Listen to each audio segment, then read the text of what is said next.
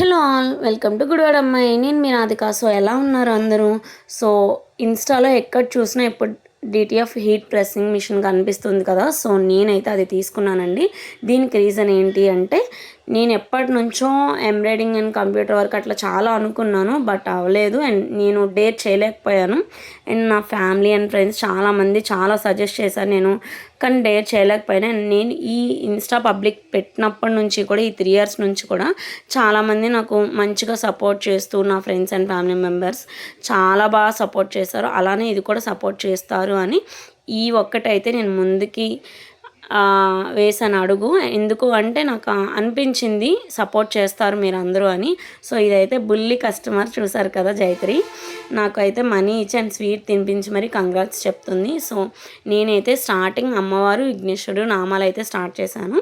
So వాటి result ఎలా ఉంది నెక్స్ట్ వ్లాగ్లో చెప్తాను.